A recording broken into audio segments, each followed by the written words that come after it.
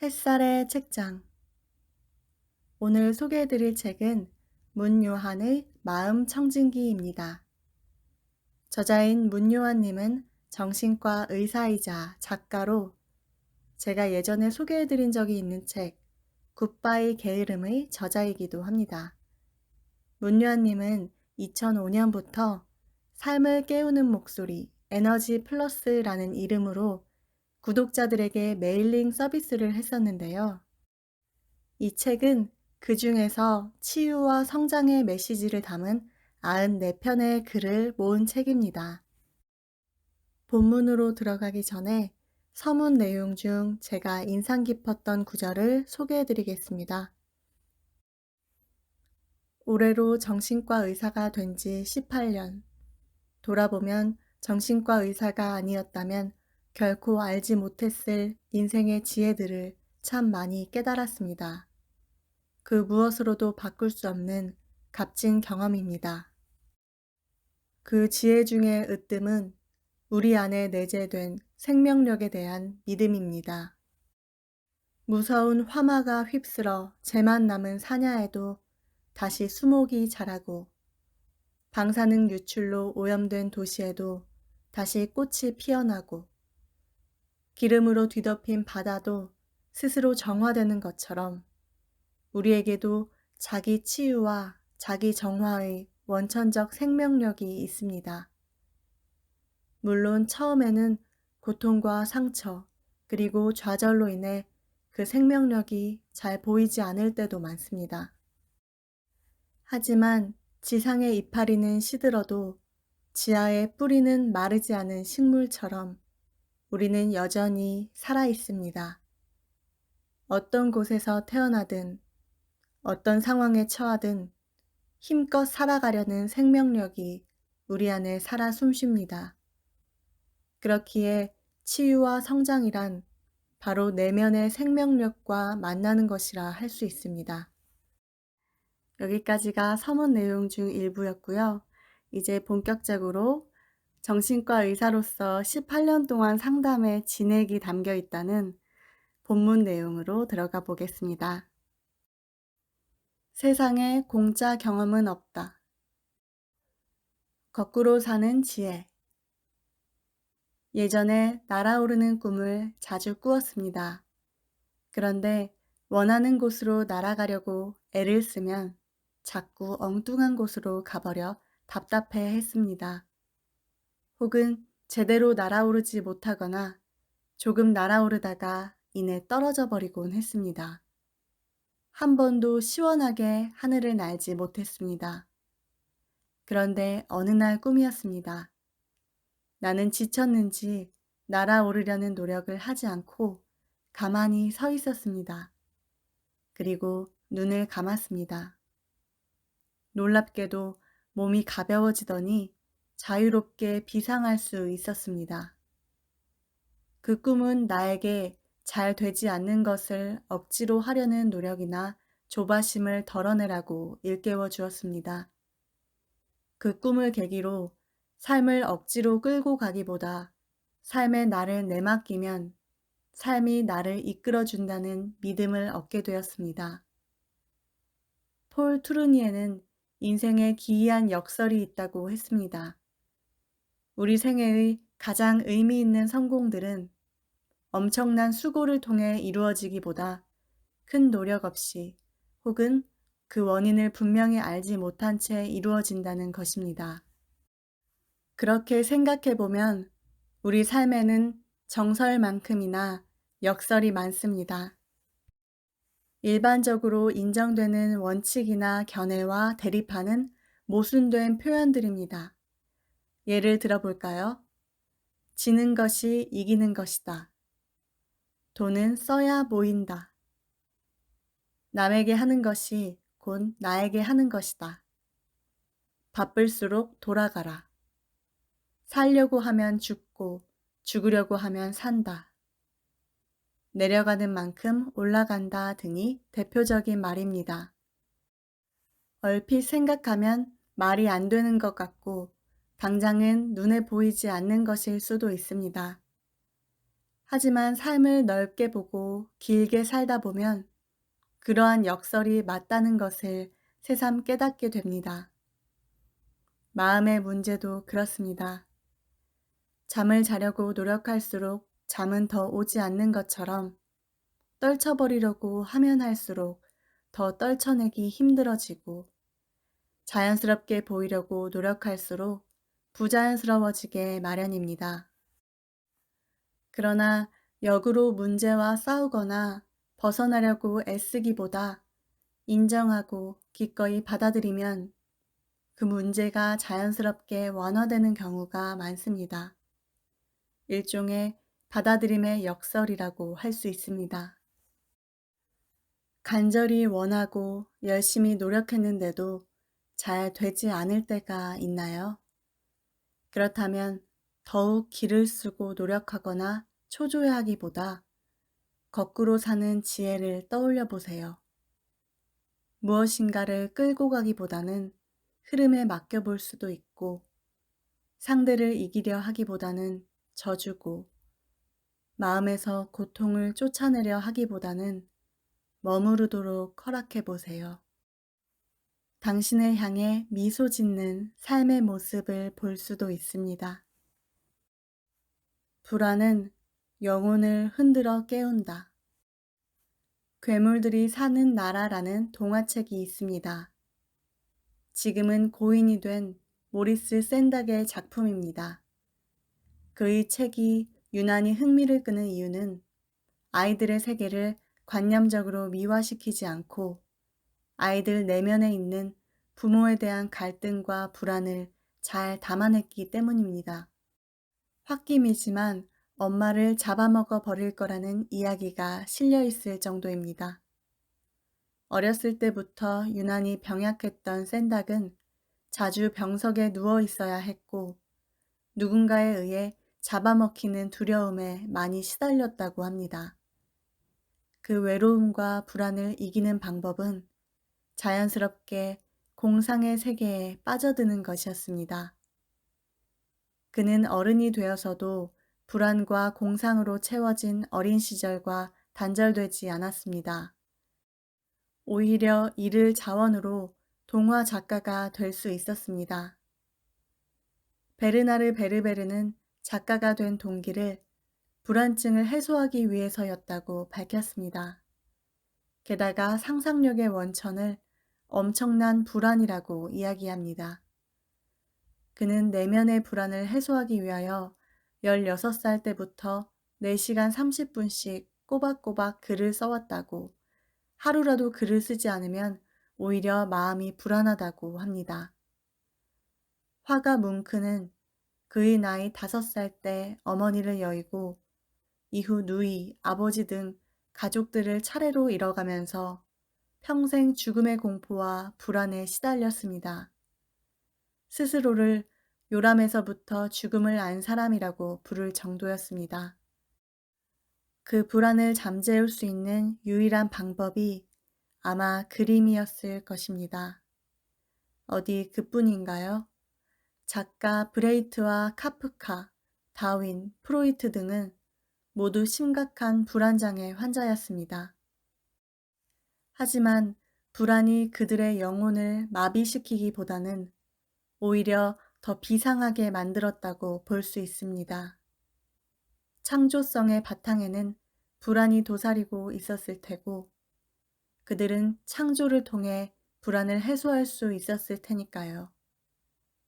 불안은 영혼을 잠식한다고 했나요? 그러나 모든 불안이 병적이지는 않습니다. 오히려 불안은 잠들어 있는 영혼이나 우리 안의 창조적 기운을 흔들어 깨웁니다. 설사 당신의 불안이 병적인 것이라 하더라도 인생 전체를 놓고 보았을 때 당신의 영혼을 파괴할지 혹은 깨워낼지 쉽게 단정할 수 없습니다. 불안이 당신의 방문을 두드리고 있나요? 그 소리에 놀라서 문을 걸어 잠그고 떨고 있나요? 그렇게 두려워하지 마세요. 불안은 지금 당신에게 무엇인가를 창조하라고 온 것이니까요. 문을 열어 그것이 무엇인지 물어보길 바랍니다. 중요한 것은 그 불안이 당신에게 무엇을 이야기하고 있느냐는 것입니다. 흔들림은 성장의 신호.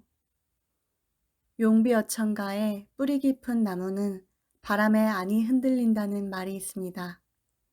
너무나 당연한 이야기라는 생각이 듭니다. 그런데 한번 생각해 봅시다. 뿌리가 깊어서 흔들리지 않는 것일까요? 아니면 바람에 흔들렸기 때문에 뿌리가 깊어진 것일까요? 사람들은 흔들리지 않는 나무의 현재 모습만 보느라 그 과정을 미처 생각하지 못하지만 나무에 흔들림이 없다면 뿌리가 깊어질 수는 없습니다. 생명을 키우는 사람들은 이를 잘 압니다. 어떤 학자가 이른 봄날 비 오는 길을 걷다가 연로한 농부를 만났습니다. 학자는 이렇게 적당한 비가 오니 곡식이 잘 자랄 수 있어 좋겠다고 인사를 건넸습니다. 하지만 농부는 이렇게 대답합니다. 아닙니다. 지금처럼 좋은 날씨가 계속되면 식물은 뿌리를 뻗지 않습니다. 깊지 않은 지표면에 뿌리를 내려 태풍이 오면 금세 쓸려갑니다. 하지만 처음부터 성장하기 쉽지 않으면 식물은 땅속 깊이 뿌리를 내려 비바람이나 가뭄에도 크게 흔들리지 않습니다. 고층 건물을 지을 때에는 강풍과 지진에 대비한 설계를 합니다. 이때 건물을 단단하게 땅에 고정시켜 흔들리지 않도록 하는 것은 중요하지 않습니다. 오히려 다소 흔들리게 설계하거나 진동의 반대 방향으로 건물이 흔들리도록 장치를 설치하는 것이 핵심입니다. 흔들림이 없으면 무너질 수밖에 없기 때문입니다. 흔히 우리는 흔들리지 않을수록 안정되거나 강하다고 생각합니다. 그렇기에 어떤 외부의 시련과 자극에도 흔들리지 않는 존재가 되기를 갈망합니다. 하지만 삶이 무너지는 것은 너무 쉽게 흔들리기 때문만은 아닙니다. 너무 흔들리지 않으려고 안간 힘을 썼기에 어느 순간 삶이 무너져 내리는 경우도 허다합니다. 그러므로 진정한 안정감은 흔들림이 없는 상태가 아니라 흔들림 속에 존재합니다. 흔들림을 나약함이나 또는 무너지기 전의 예비 신호로 생각하시나요? 지나치지만 않는다면 흔들림은 성장의 신호입니다. 흔들리지 않고 피는 꽃이 없는 것처럼 흔들리기에 삶은 깊이 뿌리내리고 꽃을 피울 수 있습니다. 상담실에는 믿음이 너무 없는 사람도 찾아오지만 믿음이 너무 지나쳐서 오는 사람도 많습니다. 건강한 믿음이란 어느 정도의 불신과 불확실함을 필요로 하는데도 맹신에 가까운 믿음으로 인해 현실을 바로 보지 못했기 때문에 삶이 위태로워진 것입니다. 흔들리고 있나요? 그렇다면 당신은 살아있는 것입니다. 흔들림이 없나요? 그렇다면 흔들리면서 자신조차 속이고 있거나 아니면 꽃을 피우려는 노력을 포기했기 때문입니다. 즉, 삶이 무너지고 있거나 죽어가고 있다는 신호입니다. 모든 인생은 실험이다. 나이지리아에는 전기가 들어오지 않는 지역이 많습니다. 무더운 날씨에도 냉장고를 쓸 여건이 되지 못하기에 음식은 쉽게 상하고 당연히 주민들의 건강은 좋지 않았습니다. 이를 안타까워한 모하메드 바 아바라는 한 교사가 값싼 냉장고를 만들기 위해 작은 실험들을 했습니다. 그리고 시행착오를 거쳐 마침내 1995년에 1달러짜리 냉장고를 만들었습니다. 상상이 되세요? 1달러짜리 냉장고가 어떻게 생겼는지? 방법은 간단합니다. 큰 항아리 속에 작은 항아리를 넣고 그 사이에 젖은 모래를 넣은 후 젖은 헝겊으로 작은 항아리를 덮습니다. 수분이 증발할 때 주위에 열을 가져감으로써 작은 항아리가 시원해지도록 설계한 것입니다.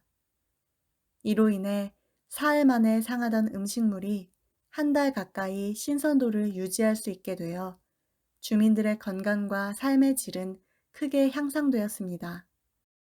한 사람의 작은 실험으로 인해서 말입니다.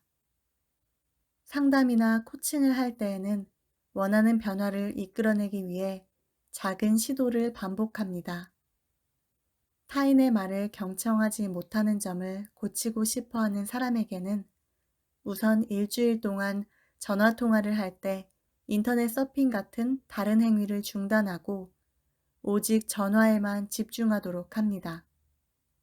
집중력이 떨어져서 아무것도 할 수 없다고 느끼는 사람이라면 우선 일주일 동안 고정된 시간에 알람을 맞춰놓고 그 시간이 되면 최소 5분만이라도 하려고 했던 일을 하도록 합니다.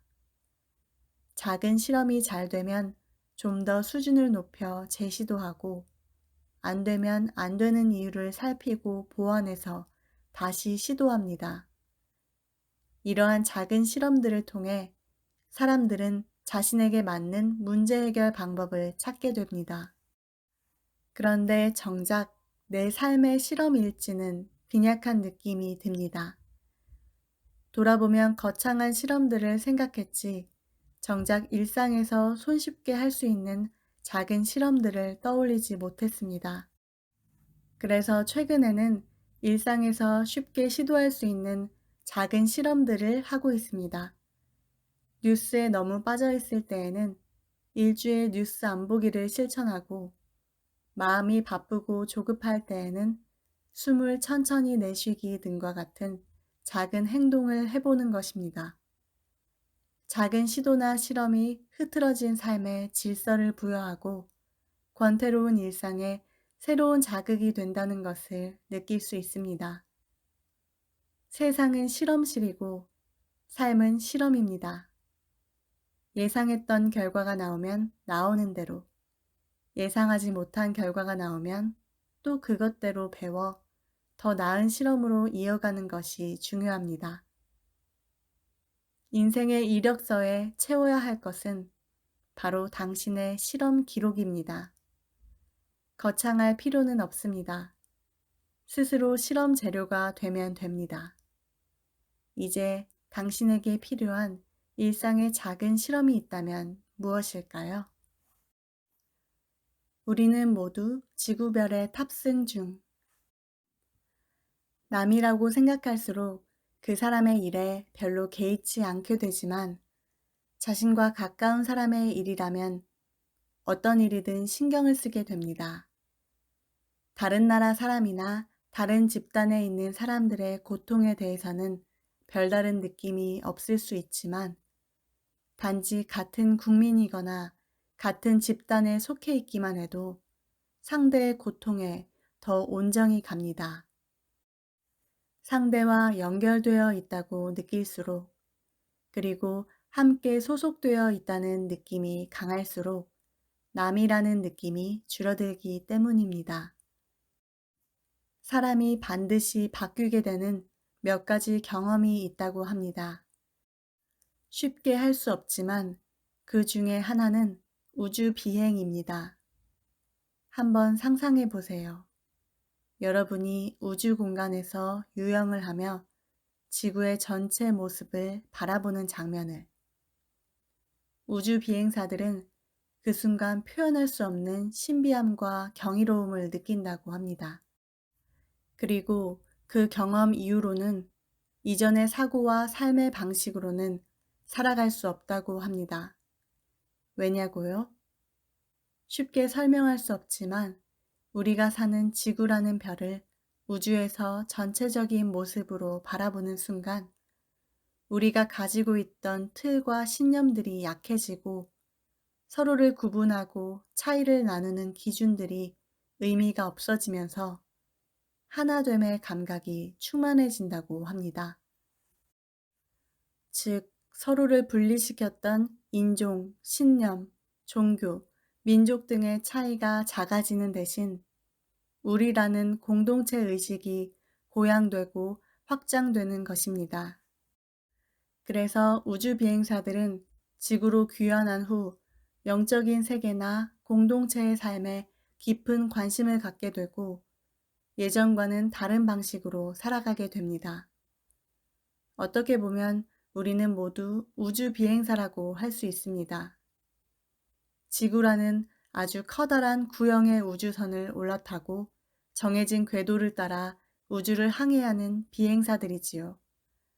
다만 그 우주선이 너무 크고 비행 시간이 너무 길기 때문에 우리는 하나의 우주선 안에서 함께 비행하고 있다는 사실을 까맣게 잊고 있을 때가 많습니다. 그러나 우리는 안전한 운행을 위해 다양한 역할과 임무를 나눠 맡고 있습니다. 이 우주선을 잘 유지해서 후배 비행사들에게 물려주어야 할 책임이 있으며 지식과 노하우를 그들에게 잘 가르쳐 줄 의무가 있습니다. 그러므로 세상에 완전한 타인은 없습니다. 오히려 본질적으로 보면 동일한 책임과 의무를 가지고 있는 동료들이 있을 뿐입니다. 당신과 내가 모두 같은 우주선을 타고 있는 우주 비행사라는 말, 정말 맞는 것일까요? 오늘 읽어드릴 부분은 여기까지입니다. 좋은 내용들이 참 많아서 마음 같아서는 94가지의 이야기를 다 읽어드리고 싶었는데요. 다른 내용도 궁금하신 분들은 책을 꼭 구해서 읽어보시기를 추천드립니다. 이 책이 2013년도에 나온 책이라서 아직까지 에너지 플러스라는 메일링 서비스를 하고 계신지 궁금해서 찾아봤는데요. 2014년도까지 하셨고 그 후에는 휴식 기간을 가지셨다가 작년 2021년부터 다시 주 3회 문요한의 마음 편지라는 이름으로 글을 올리고 계시더라고요. 제가 아래에 주소 남겨드릴 테니까 관심 있으신 분들은 방문해 보시면 좋을 것 같습니다. 저는 오늘 친구랑 공원을 산책하고 왔는데요. 아직 완연한 봄이 오지 않아서 그런지 다소 황량한 느낌이 들긴 했는데 조금만 있으면 파릇파릇한 새싹이 돋아나고 또 예쁜 꽃이 필 거라는 기대감이 있어서 그런지 산책하는 내내 굉장한 생명력을 느끼고 왔거든요. 아까 서문에서 읽었듯이 우리가 지금 처한 상황이 어떻든 내면 안에는 생명력이 꿈틀대고 있다는 것 꼭 기억하시길 바랍니다. 햇살의 책장 햇살이었습니다.